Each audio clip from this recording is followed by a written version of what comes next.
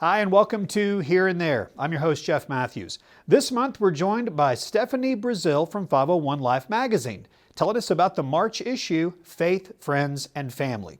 Also, Conway High School family consumer science teacher Leslee Tell will be stopping by. She will share about a major recognition she has received that will send her to Vietnam and back. Stefanie Vanderslice joins us. She is a creative writing professor at UCA and has written a new book called The Lost Son. Levi, Gilbert, and Tim Roach introduce us to a sport that's taking off in popularity over the last couple of years. In Conway and beyond, it's wrestling. They'll visit with head coach Ben Ford and assistant head coach Pete Bradley. Going to be a fun show. We're glad you're with us. Here and There starts now.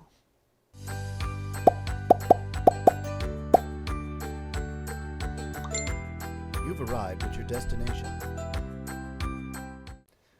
Hi, and welcome back. We're joined by a familiar face. It's Stefanie Brazile. She is the editor and the co-owner of 501 Life magazine. Here to talk about the March issue. It's Faith, Friends, and Family. And there is something that's pretty familiar to folks who drive around Conway on the cover. Yes, the Four Winds Chapel is on the cover. And beautiful, pristine little white church where they do a lot of different events and services. But as you go deeper in the magazine, you'll also see 6 to 8 other churches from around central Arkansas. So it's March. Things are blooming. Some of that affects some of us different ways. Yes. It's all beautiful, but some of us deal with some allergies. Yes. But it also lends to some really nice art opportunities for kids. I know it's something you've done in the past and doing again this year. Yes, and we wanted to make sure all the kids in Faulkner County know about a couple of art contests, and these are kids K through 12. Okay. So we have our annual Daffodil Days art contest that they can participate in with instructions in the magazine. And Conway Corp also has their poster and video contest. Yes. And even though a lot of kids will hear about that at school, we have a lot of kids who are homeschooled, and we want to make sure they know about that opportunity as well. So there are really good instructions about both contests within the pages. Good. Art on a larger level is on the side of one of our neighbors just across the railroad tracks from where our offices are. Next to you, or at the U.S. Pizza building, there's a new mural. Yes, don't you love all the murals? I love them. And a lot of downtowns are Yes. doing this more and more, but Jessica Jones is back again with her wonderful talent, and she's done a new one on the side of U.S. Pizza Company, as Yeah. you said, and it features Rosie the Riveter on one end, and then a lot of flowers connect it to the other end with a stylized Satterfield gas station, which takes you back to the history of that location. Okay. So you'll have to read that article. Very cool, very cool. Speaking of history in Conway, the Covington family, hand in hand, a century of being in town. Yes, you know, they're celebrating 100 years, and we had to feature their story because they've been a huge part of the positive things and the success of Yes. Conway. And George Allison Covington, though, set up a sheet metal shop in 1923. Okay. And then you can read about 6 generations forward and what they've done. But I love their motto. Their motto is changing the face of Conway. And at one point, one of the gentlemen in the family realized that a lot of downtowns in Arkansas were declining and just kind of falling apart.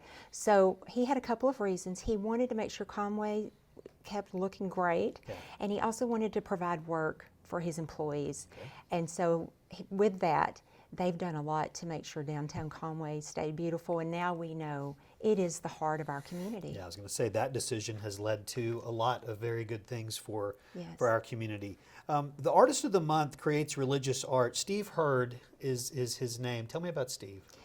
Steve, it's really cool because he creates items that are so small for children to work with, blocks, Okay. cathedral blocks specifically. He also has built an entire breezeway onto St. Peter's Episcopal Church here in Conway. And so he can do small things to really large things, and always beautifully.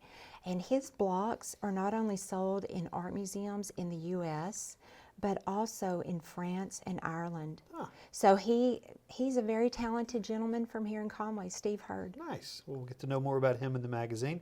And there is a newcomer in town, and just so you're aware, this newcomer may want to paint your face. That's right. Tell me about this. That's right. You know, if having come here only 2 years ago myself, I can really relate to the things Faye Hedera wrote to us. when you're completely new to a place, you don't know the nonprofits in the area that are the heartbeat of the community. You don't know the people who are really the movers and shakers and care so much. And you have to meet all these people and make friends. So she was inspired by 5 people that she met initially, and she thought, I'm going to paint their face and have them write something about why they care about the community. And as she put it all together, she is going to sell those paintings to the person. The money that they give will go to Haven, which is a home for girls here in Conway. So those 5 people then recommended 5 people who had impacted them, people who are positive, people who are loved. It's very simple guidelines, you know, just people who have done positive things for the community and are loved by someone. So it's growing, and it will be 100 Faces of Conway. And again, all the proceeds benefit a nonprofit, Haven. And it allows her to meet 100 people. What a neat know. way to do that. Yeah. And for those of us who might have thought that meant that you get like a sunflower painted on your face, it's not that. It's the faces of people that are being painted. Yes, Very, and very you'll neat. see several of them in the magazine, and she's really good. Very nice. Very nice. We look forward to seeing that. Stephanie, thank you as always. Thank you for having me.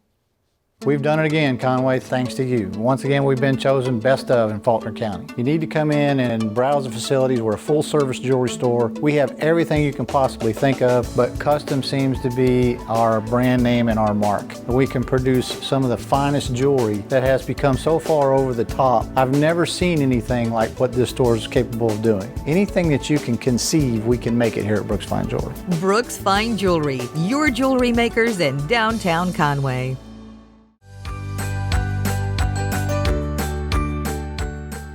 Welcome back to Here and There. We are joined by Leslee Tell. Ms. Tell is a family consumer science teacher from Conway High School. That would be enough of a reason to have her on the show. We've got 3 teenagers in our home, and so we're doing the best we can to teach them. Thank you for the folks that do what you do to help teach these kids as well. But there's a very special reason that that Leslie's on the show. She's a Fulbright U.S. Distinguished Teaching Award winner to Vietnam for the Fulbright Teacher Exchanges Project. Now, that's a lot of words. That is a lot of words. A lot of words. First of all, congratulations on it, because you. it seems like it's obviously a very impressive thing to have been awarded. But in layman's terms, tell me what this all means. So the Fulbright Fellowship was started by William J. Fulbright, who was from Arkansas, actually. And at U of A, there's the Fulbright program and Fulbright College, and so that's an Arkansas name. So way back then, it was a diplomatic mission after World War II to go into countries in an educational way post-war. And so here it is all these years later. Yeah. And I came across it last year, and I saw it and thought, this is really neat. It's something I've not done. And you said you'd Googled me before I got here. Yeah. And so I kind of am always looking for something out of the box with different things, and it was way out of the box. And I opened it, and I thought they won't have anything in my area. And so I kept clicking and clicking and looking, and I got to the very last one, and I opened it, and it said home economics. Mm-hmm. And again, we don't really call it home economics anymore, but that's what it is. Yeah. And I opened it, and I was just like, oh my gosh, I'm going to try to do this. And then it was closed. Oh. The window had closed on it. I had missed the day by a day. And I emailed and said, I just opened this and just found it. Is there any way I could be in the backup round if something happened? And they immediately emailed me back and said, we'll give you 10 days to submit. So then I was in a scramble because this is July, and you can't find any administrators in the summer. Mm-hmm. You know, it's summertime, everybody's on vacation. Yeah. And before I go to all the paperwork and all the essays and all the stuff, I thought I better make sure I can go, because this is going to be a lengthy trip. So I was able to send Dr. Cullum an email, and he responded, and he said, I said, can I have an audience with you tomorrow? Mm-hmm. And he didn't know me from anybody, and I explained why. And he said, yes, 8 o'clock tomorrow morning. I'm leaving at 10 for vacation. So I happened to squeeze in the door, get his approval. And I said, okay, well, now I'm going to go home. And so for the next 8 days, I worked on all the other stuff. Yeah. A very lengthy lengthy application and did all the essays and submissions and sent it. And then every time I would get a little update, I would run across the parking lot and tell Mr. Bing. And I would say, hey, I got an email. I made it into the top 50. Yeah. And, and he was like, okay. And then, hey, I made it to the top 10. And then I didn't hear anything for a while. And around Thanksgiving, a little before Thanksgiving break, on a Sunday morning, drinking my coffee, I opened my email, and there it is. And it said, congratulations, you have been selected. And then I was just like, oh my gosh, I'm really going to go. I can't believe it, that this is it. And all the things that now flush over you, like who's going to watch my classes here, and what about my students here, and how am I going to promote this so people don't maybe be upset that I'm going to leave here to go there, and how am I going to bring that back here or bring Conway to them? And so all those things kind of flashed through my mind about talking points about going. So you'll go in April. I'll go in April. People are watching this. It airs the first times in March. So you'll go in April. When will you come back? I'll come back at the end of the school year. Okay. So I'll be back right when we end school too. So the whole trip is about 6-7 weeks. Yeah. And so about when we end, they'll end. They don't end then, but that's when my time ends. So what about the city that you'll be in? How does it compare? What would be a comparable Arkansas city? Is there one? Size-wise or anything Size-wise, it's a little bigger than Conway. Okay. About 80,000 people. Okay. It's a little more like a village than a city. Yeah. But it's, it's got supermarkets and schools. There are multiple high schools, but the high school I'm going to is a STEM high school, and it's a boarding school. Okay. So they apply from the region down there, and it's Southern Vietnam. And so students apply from their region, around probably middle school, junior high. Okay. They take exams, and if they place in, then they apply. So there's 1,400 students, so a little smaller than Conway High School, 10, 11, 12, but they live there. So I couldn't imagine living with the students at Conway High in the dorm, all the time. And their school day is a lot different, and their school week is 6 days a week, not 5 days a week. 6 days a week. Mm-hmm. Okay. And then how's their day different than ours? They start very early and they don't stop. Again, they live there, so that's a little different component. Yeah. They start classes at 7 a.m.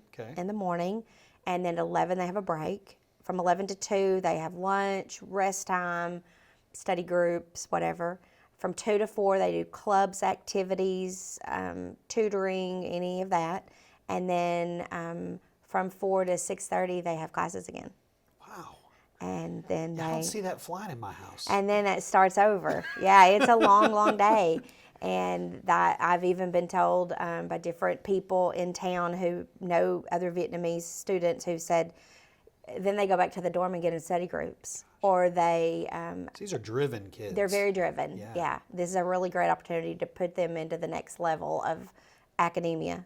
And where you fit in is that they still need skills inside the home. These are STEM students, obviously, probably the brightest of the brightest, but you still have to know how to load a dishwasher or to wash your dishes and do things like that. I mean, that's where the lane that you're in is important. Yes, and that's what the way that a Fulbright, the one I'm in, works is the United States State Department of Fulbright. They take applications from all over the world for high school teachers or school teachers, K through 12, to come and complement a program. Okay. So there could be thousands of schools all over the world that apply, and then they select 20 that they will fund and find an American teacher to go. Okay. So there are 20 of us going out in the world from all over the U.S., and out of all the schools that applied, this school got one. Their program was approved. And so they ask for someone to come and start a home economics or a living skill or whatever program because of those deficits that they feel their students have. They're so driven, and they've probably worked incredibly hard as middle school, junior high students that probably know they aren't doing those skills themselves. Yeah. Somebody's doing that because all they're doing is studying to get to the next level. Right. But they're just finding that those skills are missing. Those personality skills relationships, self-care, being able just to do your, like you said, your laundry, cook some, manage their money. And it's just a different generation. They are not any different than our teenagers. When I've looked at pictures, they're on their iPhones with their headphones in, so a lot of it's going to be similar, but some of it's going to be very different. Would you come back to our show when you get back, maybe in a few months? And I'd love to have you back on and hear what it was like and share some of that experience with us as well. I would love to. Well, have fun. I know you will. Good luck, and we'll see you when you get back. Okay. That'd be great. Thank you. We've done it again, Conway, thanks to you. Once again, we've been chosen best of in Faulkner County. You need to come in and browse the facilities. We're a full-service jewelry store. We have everything you can possibly think of, but custom seems to be our brand name and our mark. We can produce some of the finest jewelry that has become so far over the top. I've never seen anything like what this store is capable of doing. Anything that you can conceive, we can make it here at Brooks Fine Jewelry. Brooks Fine Jewelry, your jewelry makers in downtown Conway.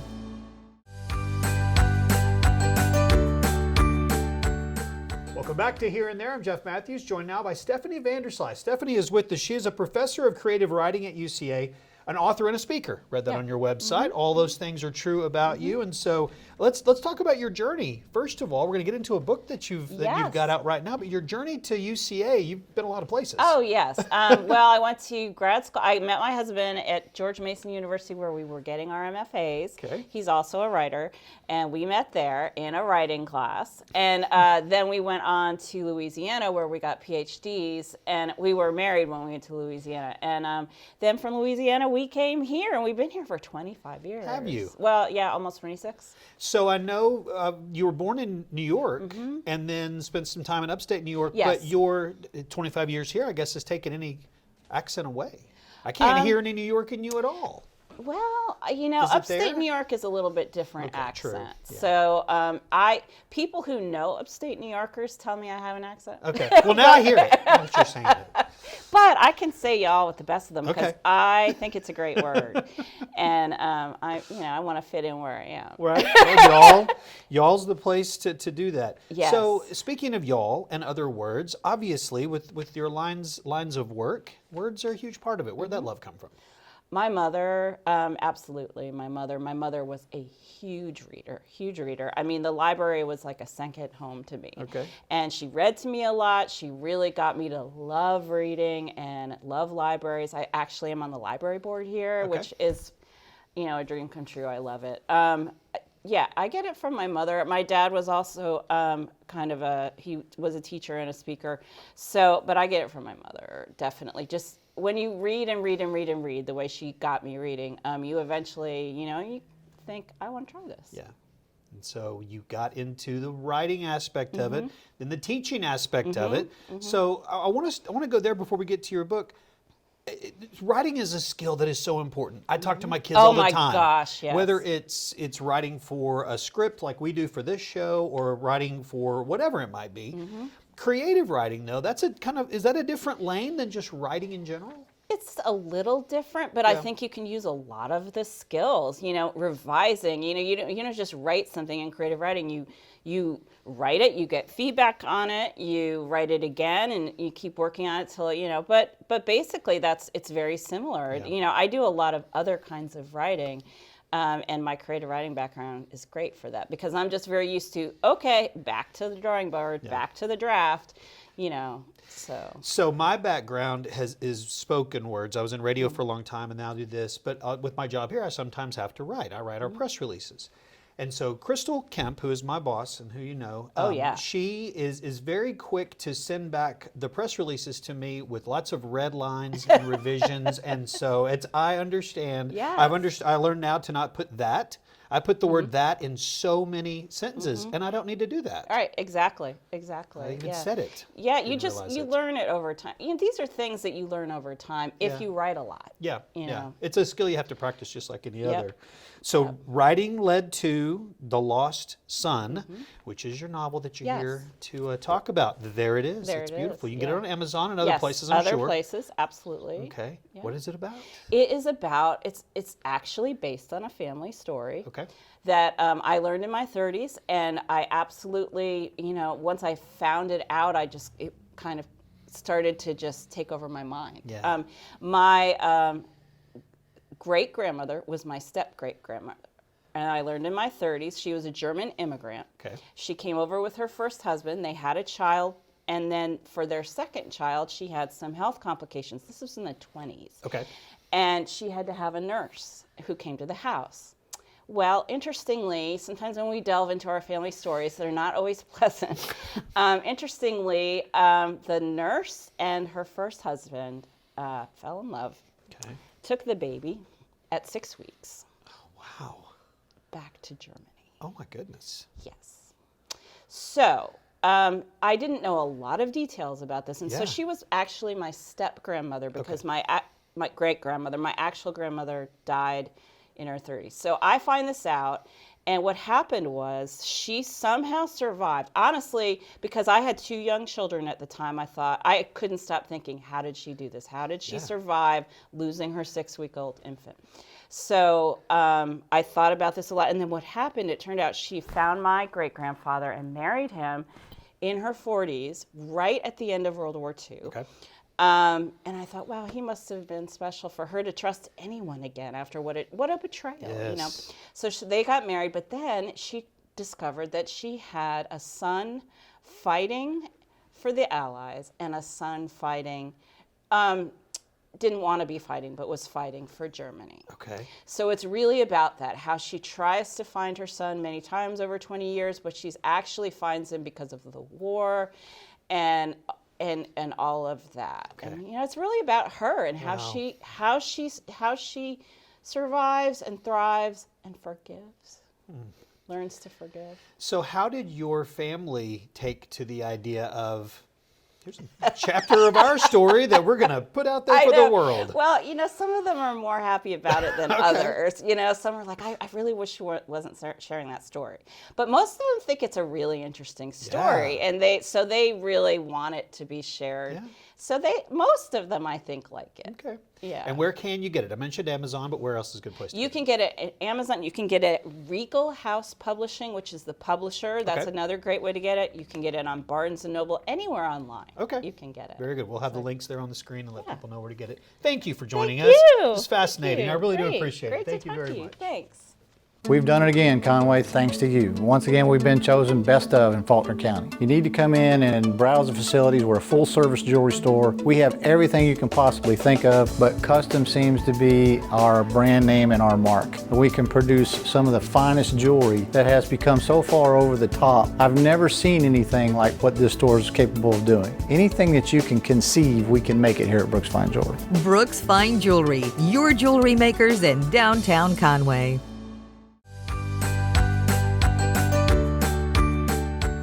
Welcome back to Here and There. Joining us now, Conway High Wrestling head coach Ben Ford and assistant head coach Pete Bradley. There's the history of wrestling in Conway. It doesn't go back a long way, but there may be a lot of folks that are not familiar with how it started in Conway. Can you talk to us a little bit about wrestling in Arkansas in general, but then specifically how it got going here in Conway? I think the boys and girls did not start exactly at the same time, but we have programs for both. I graduated from high school in 2009, and that year was the first time that they actually had wrestling in the state of Arkansas as a sanctioned sport.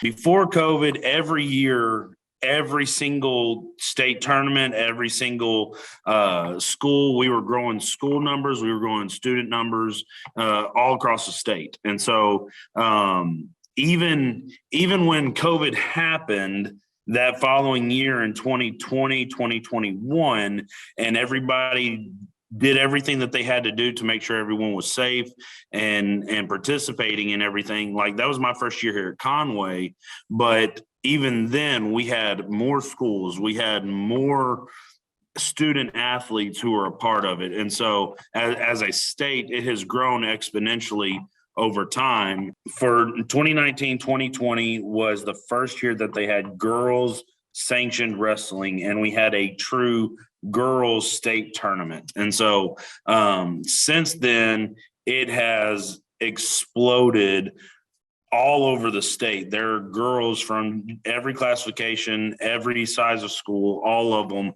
I believe it was 2011 that Conway actually won the team state title for wrestling. Obviously, that was just boys, but since then, when I came in 2020, 2021, we started out here at Conway after COVID. We had 4 girls. We had 8 guys. And then, hey, everything started moving in the right direction. The next year we had 8 girls and we had 20 guys. And then this year we've been blessed. Student athletes have heard about it, have seen about it, and they've asked questions. And so wrestling covers 9th through 12th grade. So if you're in 9th grade through 12th grade, you can wrestle for the high school team. So you mentioned your seniors earlier. Yes. You had senior night recently. Tell us about your seniors on both sides, the boys and girls. Well, on the girls' side, like I said, I had 3 girls who are now seniors who have been with me from the very beginning.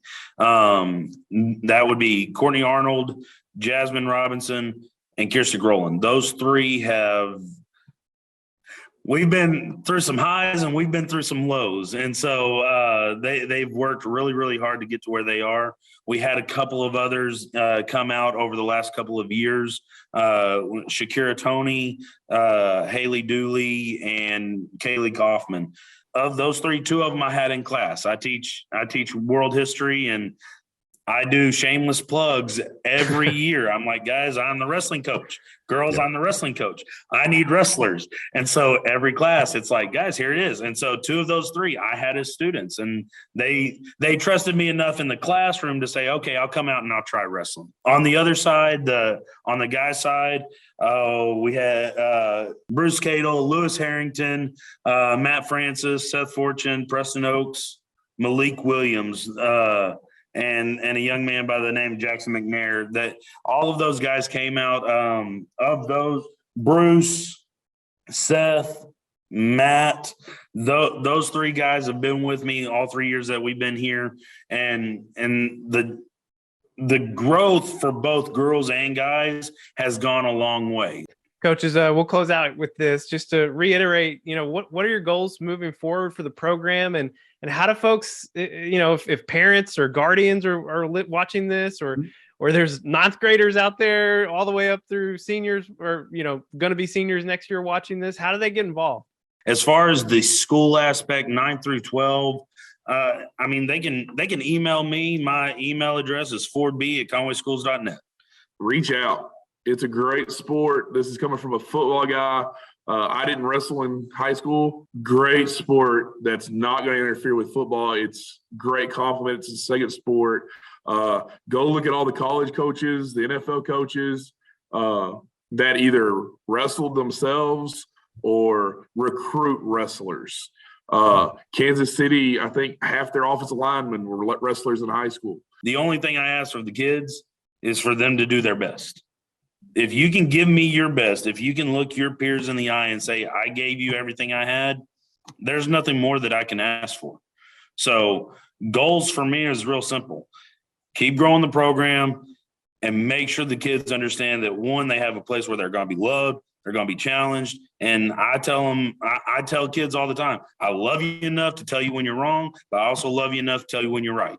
So it's one of those situations of, from my standpoint, I want them to just know that the bar is set high for you to just give your best. And the only way that you're going to know what your best is by you looking somebody in the face and say, I gave you my best. It's well said. They're Conway Wrestling coaches, Ben Ford and Pete Bradley. Coaches, thanks for joining us. Thank you. Thanks to our guests for joining us today, and thank you for watching. Now, if you've got a story idea, let us know here and there at conwaycorp.com.